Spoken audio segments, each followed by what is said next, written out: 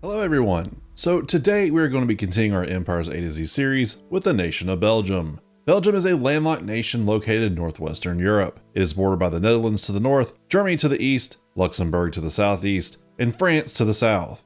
Belgium has a population of over 11 million people, and it has the 23rd largest economy in the world. Before we get started, this is a reminder that multinational alliances like NATO, the EU, and the UN do not exist in these videos. Belgium is a nation with a powerful economy and stable government, meaning we don't have to do anything to fix the country other than focusing on the military. Due to being surrounded by allied neighbors, the Belgian armed forces are too weak to create an empire, so we are first going to double the size of the armed forces and its military spending. The army is then going to acquire new main battle tanks, armored personnel vehicles, infantry fighting vehicles, self-propelled artillery, and anti-air systems. The Air Force is going to continue acquiring multi-role fighters, light utility helicopters, UCAVs, and acquiring new attack helicopters. The Navy is going to acquire new submarines, frigates, mine hunters, offshore patrol vehicles, and an amphibious assault ship. With a much more formidable military, Belgium begins preparing to create its empire. It sends an ultimatum to Luxembourg demanding that they agree to be annexed, but Luxembourg forms an alliance with the Netherlands and denies Belgium. Belgium then begins to prepare for conflict and declares war on Luxembourg. The Netherlands then declare war on Belgium, but its forces are far from ready to fight. Belgium quickly strikes into Luxembourg and captures the capital, forcing the capitulation of the rest of the country within hours. Meanwhile, Belgian units on the borders with the Netherlands quickly overrun Dutch forces in the south to take Breda and Eindhoven. In just a few days, they advance to the east and take the bridges at Nijmegen and Arnhem. With multiple military bases and their heavy weapons captured, the Dutch form a defensive line in front of Utrecht. Belgian troops advance to the north to take Zwolle and Groningen, completely wiping out the rest of the remaining Dutch armor in the process. The Belgian army redeploys and breaks through to take Amsterdam. With their morale destroyed, the remaining defenders surrender and the Netherlands capitulates.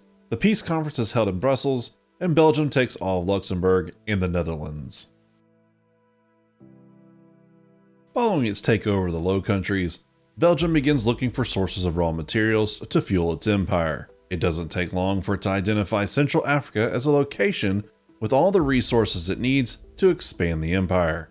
Belgium begins its conquest by declaring war on the island nation of Sao Tome and Principe. They take both of the main islands without firing a shot and annex the tiny nation. With a stable port and airfield now in the region, Belgium declares war on Equatorial Guinea next. Two paratrooper battalions drop on the capital of Malabo to take the city, while the Marine Force invades the mainland north of the city of Bata. Bata is quickly seized, and the nation capitulates to be annexed by Belgium. Now with a foothold on the African mainland, Belgium takes a small break from war. Efforts are made to build up the region with highways to Cameroon and Gabon, as well as increasing the capacity of the ports in the region.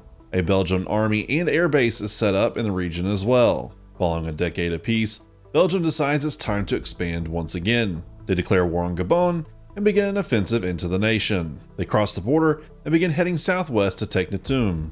From there, the force splits, with half heading west to set up a siege around Libreville, while the remaining portions push south and southeast to capture the mostly undefended interior portions of the nation. The southeastern force follows the Trans-Gabon Railway until it gets to Franceville, where a small battle is fought and the city is taken. The southern force pushes to take the village of Yambi before turning west to head for the coast. From there, they follow the coastline north and destroy the Gabonese garrison at Port Gentil. Back at the siege of Libreville, Belgian troops assault the city, resulting in a deadly street-to-street firefight. The Belgian attack continues its push into the city and forces the capitulation of the Gabonese government. Instead of stopping the war right there, Belgium decides to continue its conquest and declares war on the Republic of the Congo. They quickly cross over the border and push on to take Dolisi. The army splits, with one heading to take Pointe Noire and the other taking Nkaye.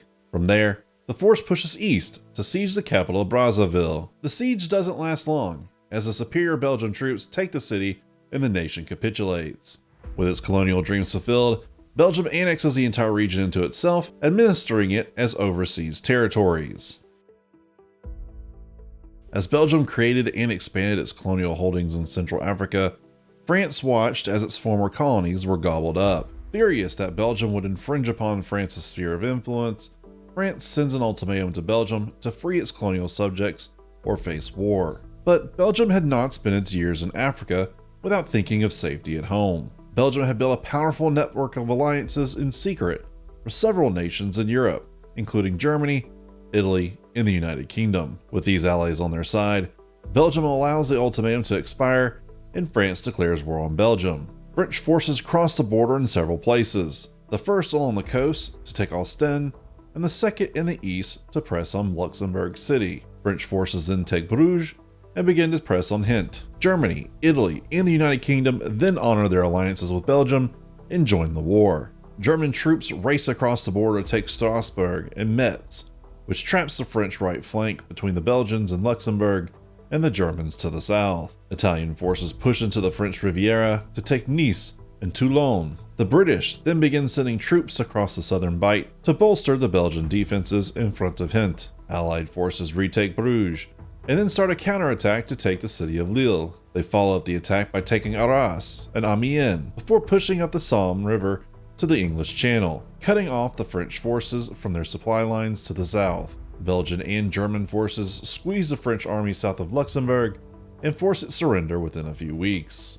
The Allied attack then pushes on to take Nancy and Verdun. Italian forces in the south surround the city of Marseille and push on to take Avignon. Italian forces also invade Corsica and take the island. Allied forces in the north slowly crush the French forces trapped in the Calais pocket before finally taking Calais and the region. Forces in the north push on to take Sedan and Reims before the French are able to stabilize the front. Marseille surrenders to Italy, but the front in the Alps becomes too hard for further Italian advances. In order to break the deadlock, British troops stage an invasion of the Brittany Peninsula, which sees the fall of Brest. France begins diverting troops from the other fronts to counter the invasion, which allows the Allied troops to begin making headway elsewhere. Italian troops push through the Western Alps to take Grenoble and then continue on to take Lyon. In Brittany, Breton partisans begin working with the British to help drive out the French forces and take the region for themselves. Belgian, British, and German forces break out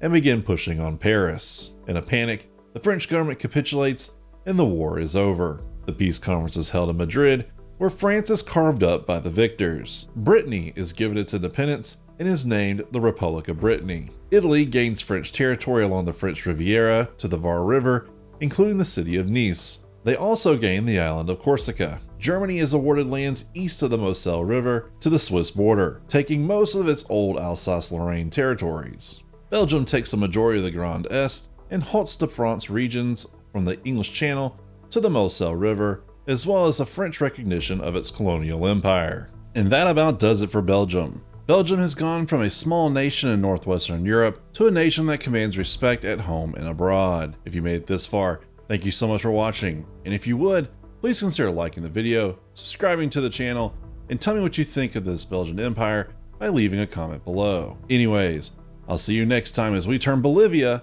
into an empire in Empires A to Z.